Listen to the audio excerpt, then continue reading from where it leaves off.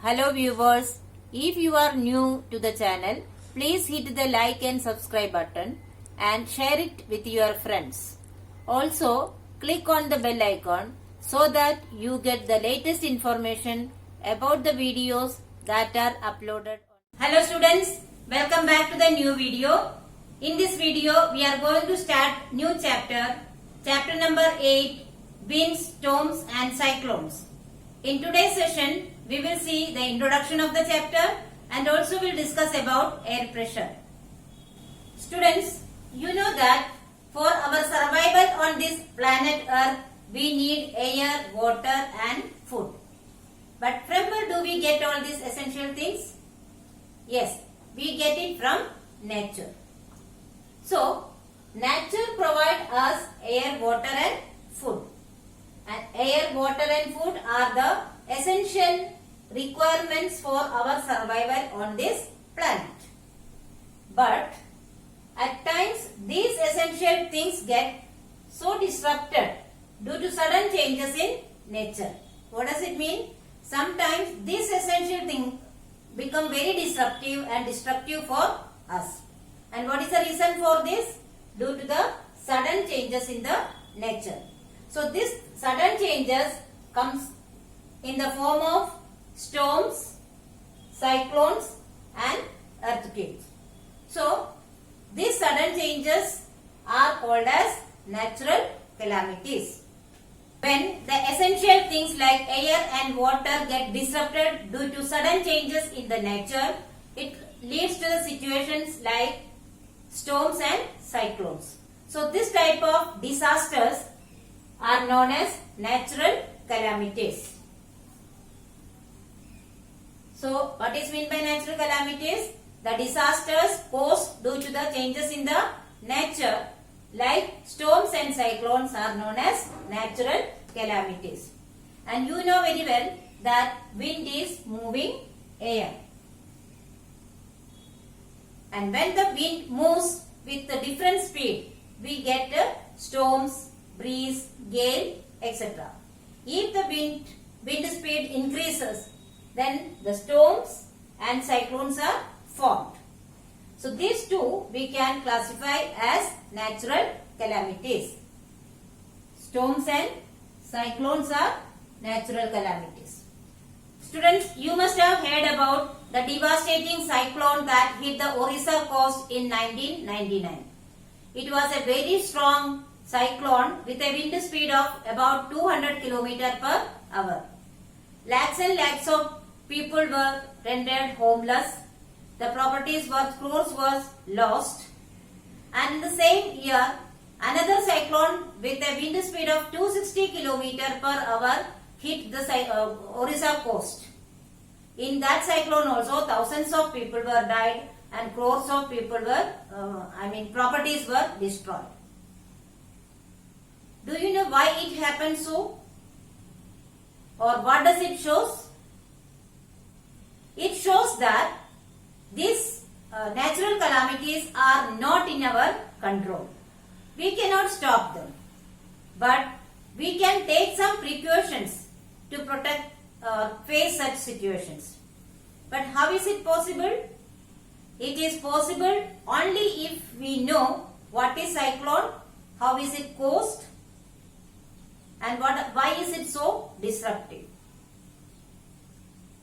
So in this chapter, we will study about what is cyclone, how is it formed,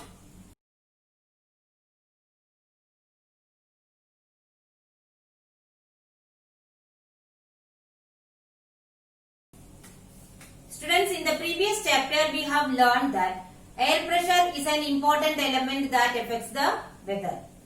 But do you remember what is air pressure? Okay, let us revise that in this chapter also. Air pressure is an important element that affects the weather. Every place on the earth has a column of air over it.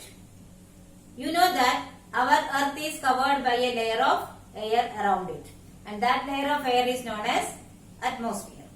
So every place has got a column of air around it. And also you know that air is matter. That means it has got mass. It is not visible to us, but air has got mass. Therefore, every overlying column of air exerts pressure at every place. Wherever it may be, there is some air, and that air exerts some pressure over that place. So, what is the definition of air pressure? The pressure exerted by the overlying column of air at any place is called the air pressure or atmospheric pressure of that place. Okay? So, what is the another name of air pressure? Atmospheric pressure. Atmospheric pressure is not same everywhere. A place at sea level experiences greater amount of air pressure than a place located on a mountain. In fact, the air pressure is highest at sea level and decreases with increase in the altitude. You know what is altitude now? Altitude means the height of a place from the sea level. So, if the altitude increases, what is the case of air pressure? The air pressure decreases. That means when we move away from the sea level, the air pressure decreases. Now we will see this relation with the help of a diagram. From this figure, we can see that why air pressure is maximum at sea level. See children, this is sea and this is the mountain. So this is the level of atmosphere that we are considering.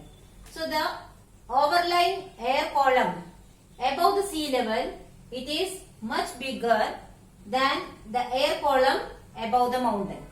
And you know that the definition of air pressure says that the pressure exerted by the air column above a space is the air pressure exerted at that particular place.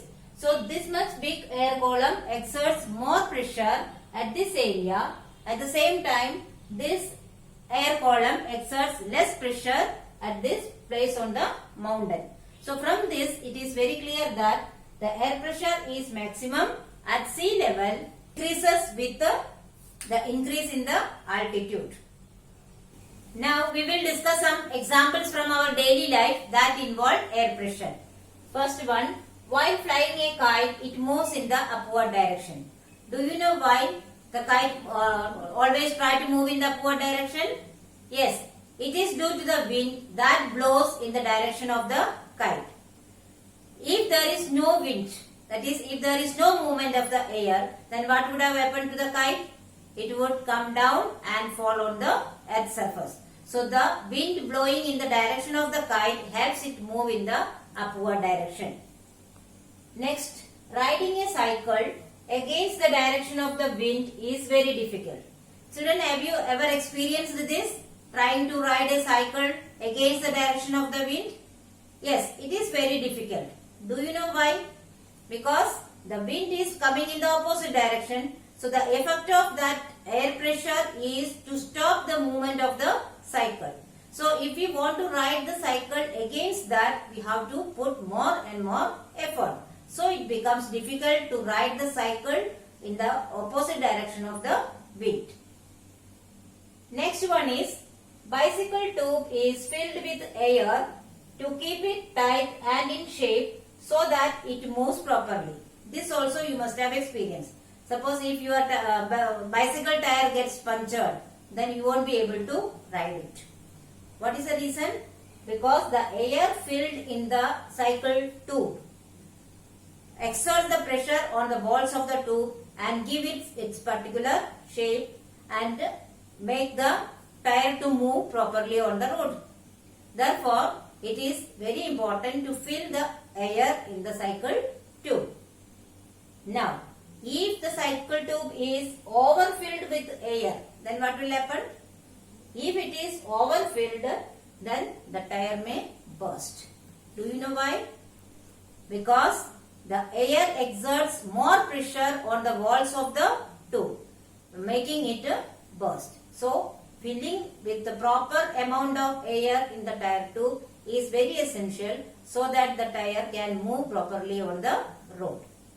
Another example is the leaves of trees, banners or flags, etc.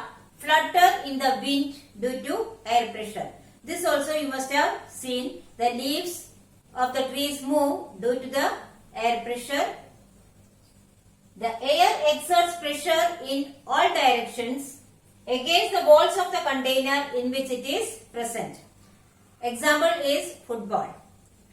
When a flattened football is filled with air, it gets its spherical shape.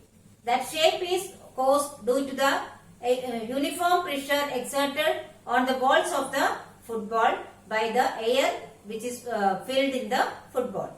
So we can say that air exerts pressure in all directions against the walls of the container in which it is present. So students, I hope you have understood the topics very well. But still, if you have any doubt, you can write in the comment section. I will surely try to solve it as soon as possible. Here are some review questions. Please solve it in your notebook. Thank you.